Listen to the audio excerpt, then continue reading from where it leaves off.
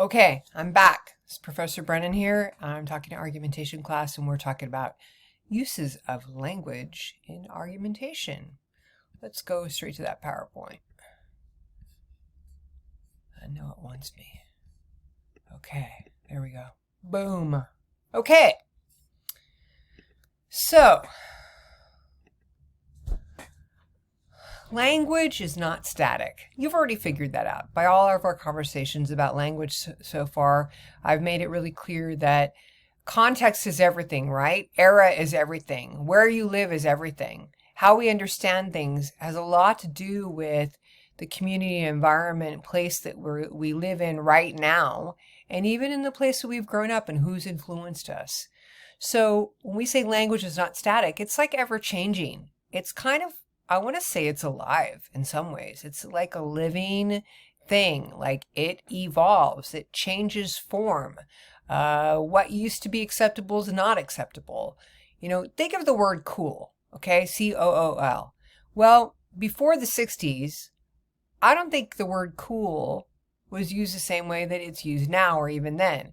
Or people said groovy, which is like saying that's cool. Well, people say in the 60s, they said groovy. So you have to think about like when it's very time-based of how we understand language, and keep that in mind as you're doing your research and understanding how things, and even how your other, your team members and the people that you're debating with talk. It's not static, it's ever changing.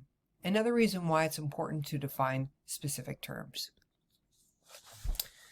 So, more than context, you have to ask, is the arguer using, are the words clear? Is the meaning clear? This is something you want to think about as a debater when you're listening to the argument, because you'll have a chance in policy debate to ask questions. And if something's not clear, if the meaning's not clear, you have the chance to ask that question to get clarity. Or again, establish your own definition if they haven't given one. Is it direct? Is it straightforward? Sometimes the person debating is intentionally vague. They leave that out.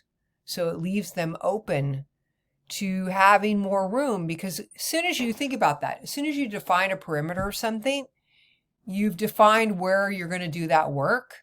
You can't leave that without it being noticeable. So if you're intentionally vague, you kind of leave it open to interpretation, and you don't have to be as clean in the way that you approach your argument. It also allows for multiple meanings, multiple possibilities, multiple directions that you can take an argument if you're doing that. And obviously, multiple interpretations of what that might mean. So one thing to think about is connotative versus denotative. Y'all probably learned this in English class in high school. So connotative, it is figurative. What's the figurative meaning? It's not the true, actual, factual definition of something. It's the figurative meaning. I'm going to give you some examples. So it's a figurative definition. So there's these sayings, what they call in like the forestry, not the forestry service, but more like U.S. Fish and Game Department. And they'll talk about managing wildlife. Now, I really want you to think about that, what that means. Is it really possible to manage wildlife? Are we really in control of wildlife, or even wild habitats? Do we manage the trees, right? Do we manage bees? Think about it. Are we that powerful? So that's like a connotation of managing wildlife. And what does that really mean? Harvest wolves. The word harvest, we're going to look at like euphemism and disuse and weasel words and stuff like that in a minute, which is going to play into this. But harvest wolves, doesn't harvest mean like something you go get after you've planted seeds? Like you harvest your corn, or you harvest your, I don't know, your butternut squash. Think about that, what that means by using the word harvest wolves. It's connotative and trying to actually make it sound nicer. What it really means is killing wolves. And Operation Freedom, I'm thinking that was a name of a particular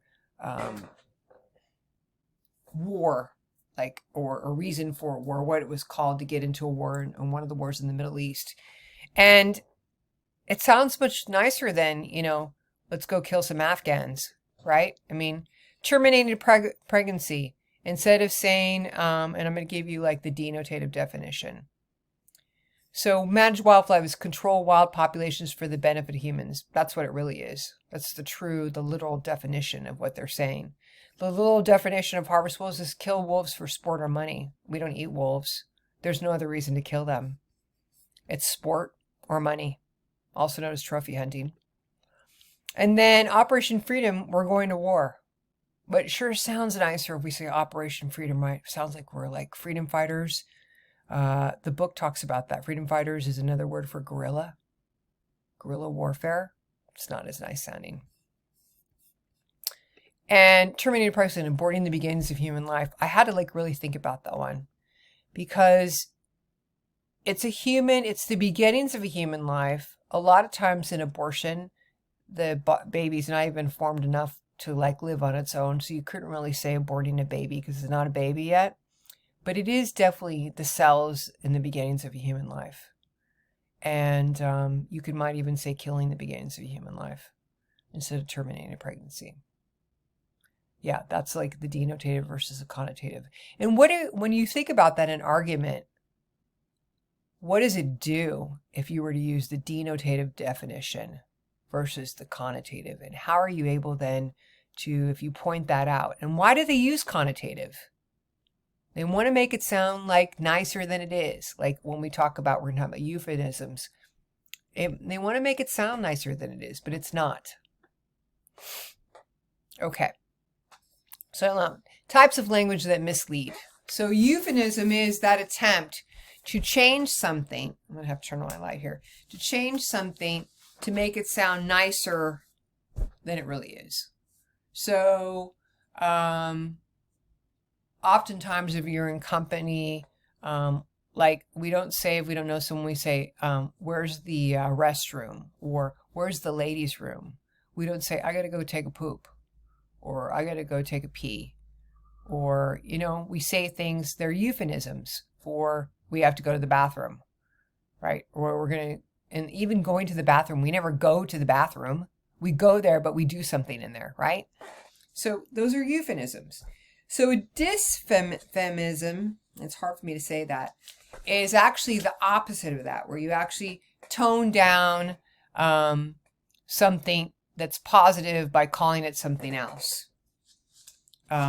So tone down the positive association. So if you were to call, I gave you the freedom fighter, instead of freedom fighter, you call them guerrilla warfare. And I also thought about